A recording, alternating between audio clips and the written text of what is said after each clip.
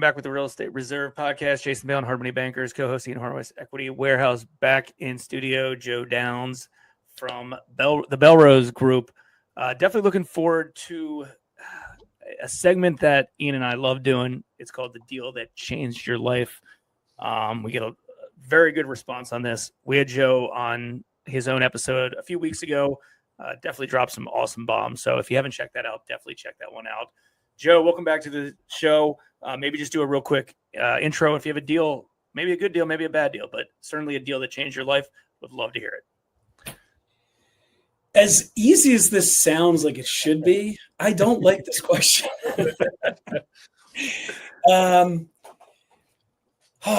So I feel like I'm in the middle or the beginning of one that hopefully is a life changer. Am I allowed to talk about that? Or does it have to have already happened? Nah, dude, whatever you think is going to change your life. This is your 5-minute segment. Let her rip. Okay, so it's a distressed debt deal then. We bought $115 million of UPB, unpaid principal balance, from, I won't say the name of the bank, at maybe 4 or 5 months ago. And so it was roughly 2,500 loans. And they were, so we're buying just charged off, defaulted, loans from second mortgages, residential second mortgages. And these were, I won't say what we typically pay, but these were, there was a little more hair on these than we normally buy. But it was hair according to the bank, right? So the lender looked at these as even more distressed. And I'm being a little cagey, I know that, but we didn't see it that way. So we saw it as an opportunity to buy what we normally buy with a little more hair, but it wasn't really going to affect us as much as they thought. So we're buying that at 20% of what we normally buy at. So it was a 20% discount or 80% discount on significantly discounted paper already. So for us, and that doesn't sound that interesting, right? Just on its face, like, oh, good for you. Screw you. Have a nice day. If there's a lesson to be learned in it, it's being able to see things differently or pulling back a few more layers, right, of a deal or, of the proverbial onion, and just looking at things differently. And that's all we did. So the lender, the bank presented us with, hey, would you guys buy this? Because it's like what you normally buy, except I'll tell you what the hair was there. Some of them are out of stat, right? So in a default, Jason, I feel like I was focused on Ian in our other interview, and Jason, this is more your world. So when you tie somebody up with a loan, you've got the asset and the borrower, right? Yep. We in some of these loans, and a healthy amount, a healthy portion of these 2,500, you have, depending on the state they live in, they're out of stat, or at least for the moment, they're out of stat, meaning the statute of limitations for me to go after them to get them to pay on that loan, for me to legally go after them to get them to pay that loan, suit on note, I can't do. But that doesn't mean that the lien isn't attached to the real estate. And what the lenders don't realize is that's good enough, because the borrower is living in the property and they don't want to lose the property, right? So they can lose the property through the threat of foreclosure, whether I sue them personally on the note, regardless. So the lender looked at that and said, this isn't worth the same. And I said, you're right. It's worth more to us at that price. So it's just being able to understand what leverage you have, right? From a lender's perspective, the bank's perspective, their leverage was gone. And from when out in the real world, where the rubber meets the road, on paper, the leverage was gone, but not in the real world. The real world is, I don't want to lose my house. Now, we don't foreclose a lot. So it's not like we're a foreclosure shop, but the leverage is still there. The thought of it, the threat of it is still there. So that's a deal that that theoretically will change our lives very, very meaningfully. It's allow me to buy a lot more storage.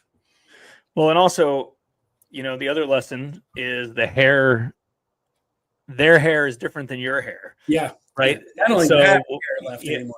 Yeah. So what, the hairy part of that deal to you or to them was way different than the hairy part. They just cared, they just cared that they couldn't collect on, a judgment. In that particular case, and say, okay, well, I don't even care about that part anyways. And I see that all the time, right? You have a platform that works for you. Somebody else's business model is completely different. And to them, it's like, this shit's worthless. To me, it's like, hey, this is gold. Like, this isn't no problem. At the right price, I got no problem.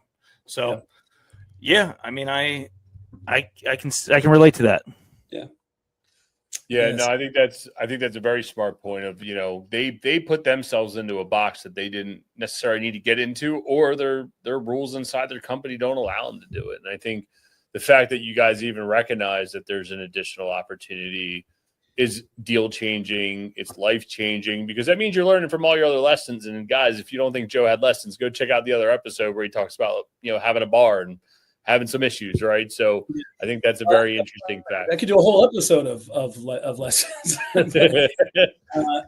No, yeah, it's the from being in the business for so long, we created a term actually called emotional equity. So a lot of the seconds we buy, there's no equity in the home for the homeowner or us, right?